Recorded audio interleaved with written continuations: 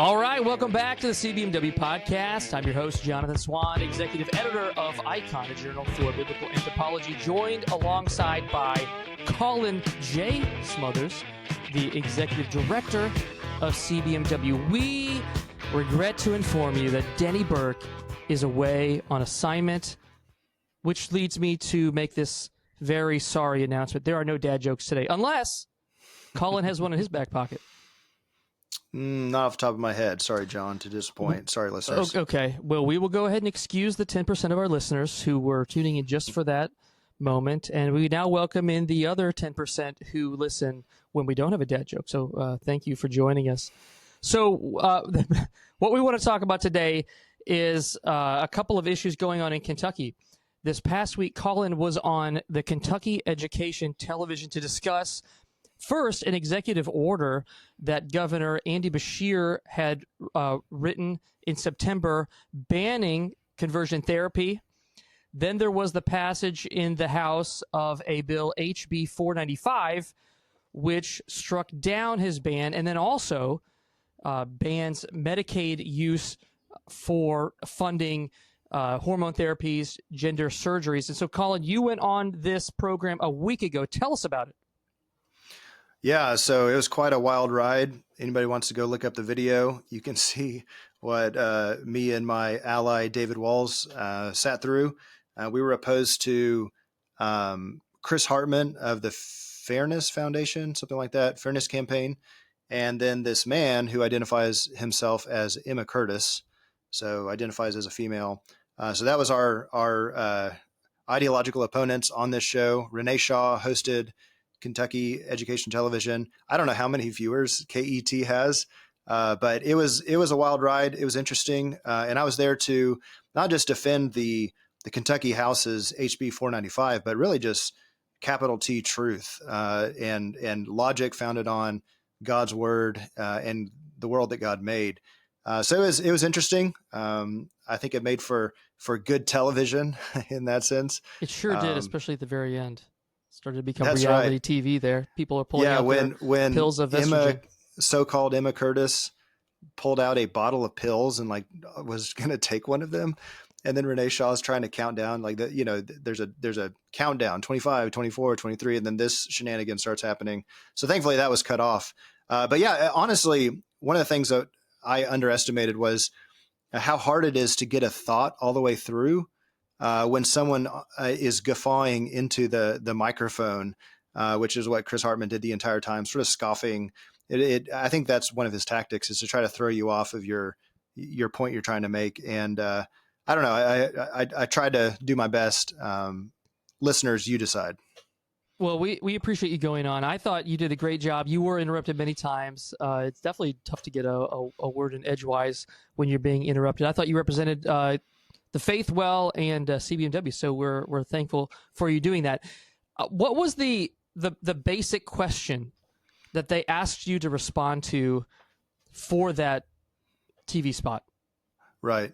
Well, as you said, it was all kicked off when Andy Beshear signed this ridiculous executive order in September of last year that bans so-called conversion therapy. I say so-called because what we're talking about with conversion therapy, what they call conversion therapy, is telling a child who says, a little boy who says, I'm a girl, maybe you're not. Actually, maybe you just have atypical preferences. And studies show, 80 to 95% of children who don't receive some kind of intervention after they go through puberty just resolve through gender dysphoria, and they identify according to their biological sex.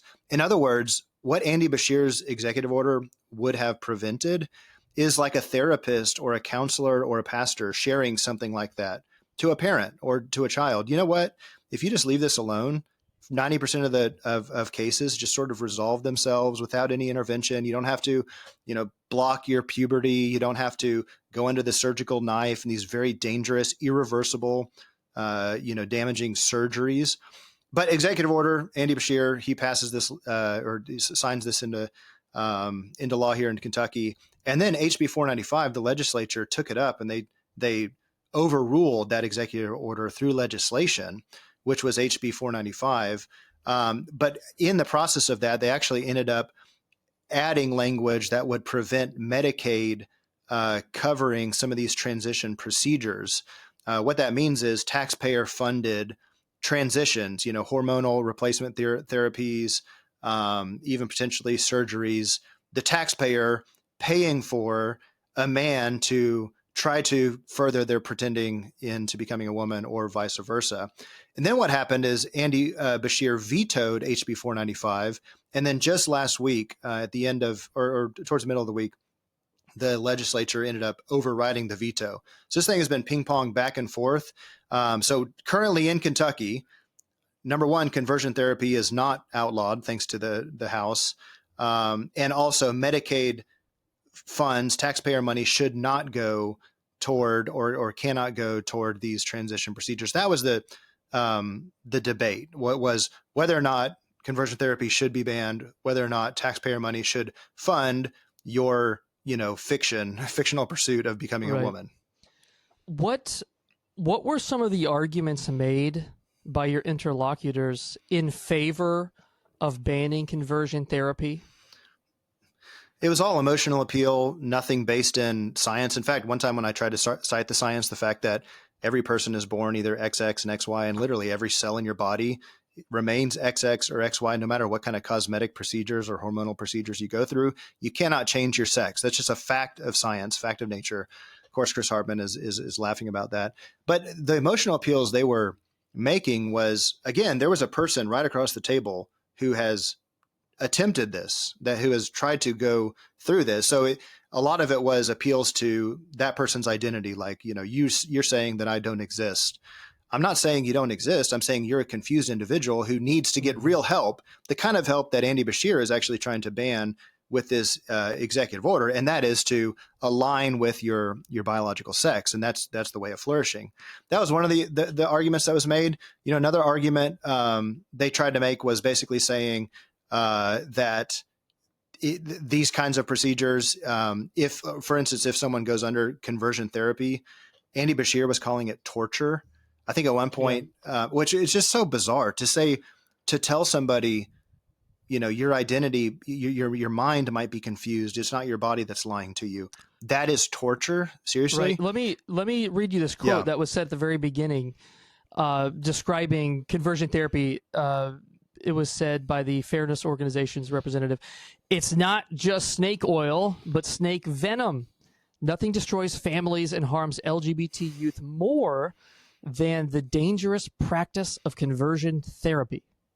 Yeah.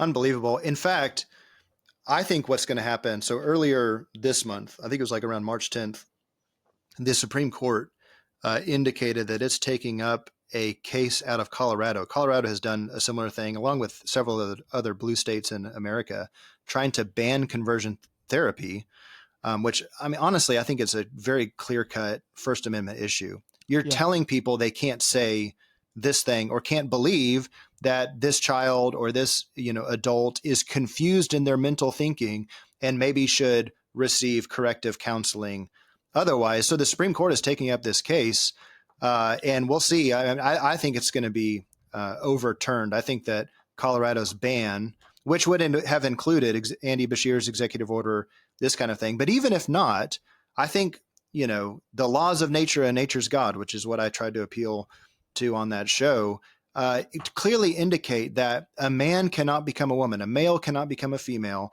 And to be able to bear witness to that truth is not torture, and it's not snake venom or whatever Chris Hartman said. Right. No, that's right. Another theme that was brought up, because we were dealing with political ideas and legislation, actual policy. The idea was that this is my side's popular, your side's unpopular. You guys were going back and forth on that. The other side claims that the people of Kentucky want a ban on conversion therapy, and they want these kind of therapies apparently funded by taxpayers. Yeah. So Chris Hartman cited some kind of poll that I guess his organization conducted, or maybe some like-minded organization conducted. Yeah, he named it, but my point was, you can get a poll to say anything you want it to, depending on who you're sampling, and what I said was, are you using the same organization, the same company that polled, that indicated a Kamala Harris landslide? Like, that's what we were being told going into November 2024. And it was literally the exact opposite. And I pulled up a poll that found that, no, this is a national poll, the overwhelming majority, like 65% of voters, definitely do not want their taxpayer money going toward these kinds of procedures. And he scoffed that off. It's like, oh, you have your numbers. Well, that's the point. You have your numbers. We have our numbers. Let's talk about the truth instead. Right. Yeah. I mean, even in the executive order signed by Bashir last September, he uses to make the case that conversion therapy is destructive and harmful the Trevor Project, which is a really left-wing LGBT affirming organization. So they don't even have the appearance of being nonpartisan, right? In their selection of numbers.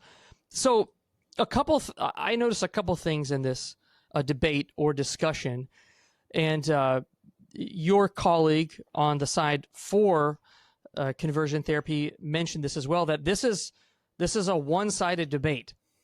In other words, this executive order by Bashir wanted to stop the debate and wanted to prevent one side from being able to proselytize, right? The only kind of conversion that can happen is from being a heterosexual, cisgendered person to being any number of LGBT identities. Yeah, and that's just it. To call counsel that a boy cannot become a girl or a man cannot become a woman, to call that conversion therapy and not the original conversion. That's right. That the LGBT ideologues are indoctrinating our young children, our population with, that a man can become a woman, and it's so much better that way. That's a conversion too, and that kind of conversion is not banned according to Andy Bashir. But the one that would say, no, that's wrong, or to reverse that original conversion. So I would encourage anybody that's facing similar language, this sort of like Orwellian use of this term conversion therapy, it sounds so dark and sinister. Press into that. What are we talking about in terms of the conversion? There's already been a conversion. If I've got a kid showing up to my office, a boy saying that they're a girl or a girl saying that they're a boy, there's already been a conversion. So they already underwent conversion therapy, maybe on the television, maybe through their classmates. And you need to be able to address that conversion again with the truth of the Bible, the truth of what nature tells us. That's right. There's a common theme going on in culture that was evidenced in the TV program, which is you guys were accused of pushing an ideology.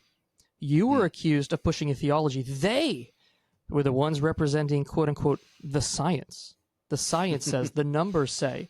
It has the effect of saying, hey, listen, you can have your religion. And this was almost said in this way. You can have your beliefs, but you can't push those on me. Meanwhile, they're able to bring a whole host of their worldview assumptions, their metaphysics, their theology or atheology, and enshrine it into law, no questions asked.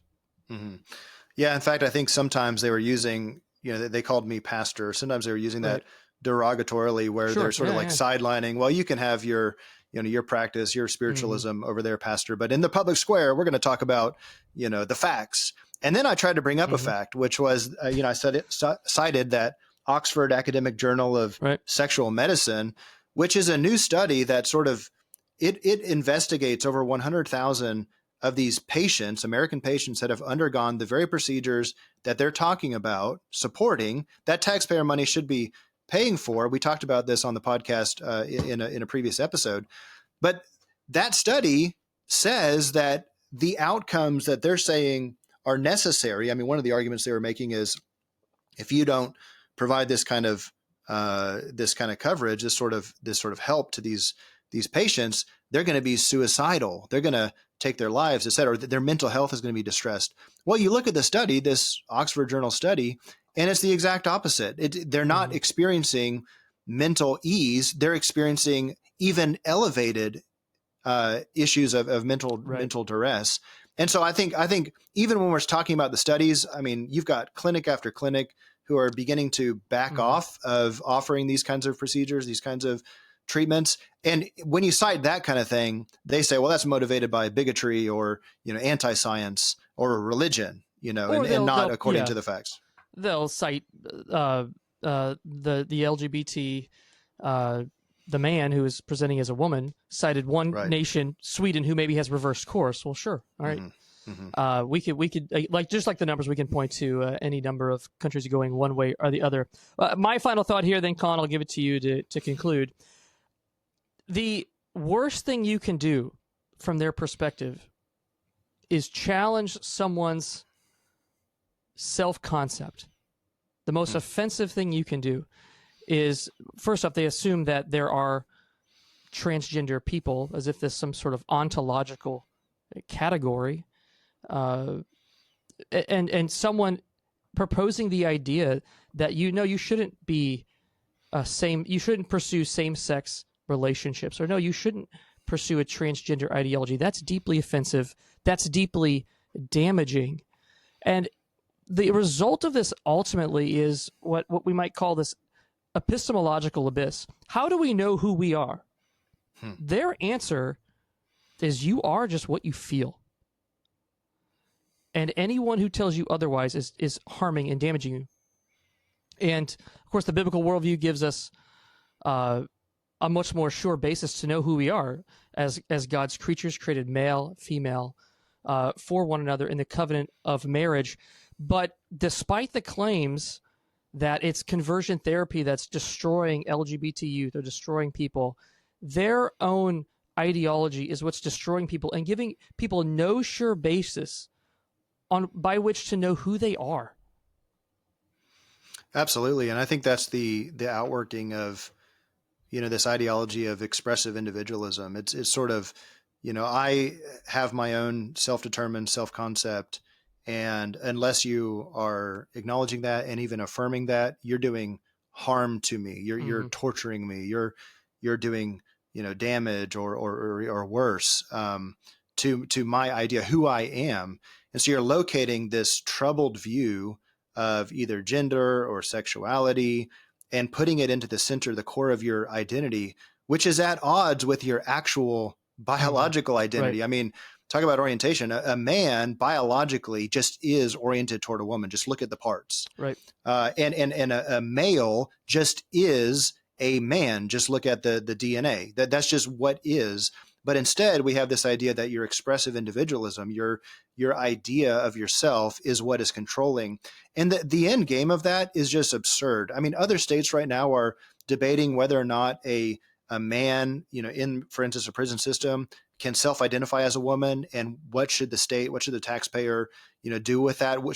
Should they put a biological man who says I'm a woman tomorrow with the women? Then you have this absurd scenario where you have trans women able to impregnate other, inmates, other women. So women impregnate, that's ridiculous. Or, with the LGBT spectrum, you have this total identity matrix where you have people that identify as non-binary. What if someone in the prison system says, well, I'm non-binary? Does that mean we now have to erect an entire non-binary prison system for all the non-binary? Like the logical outcome, the logical direction of this kind of thinking is total madness and is societal chaos, which is why we want to continue to point people back to the truth founded in Genesis 1 and 2, God's creation, and revealed very clearly in nature, as, for instance, Romans 1 tells us.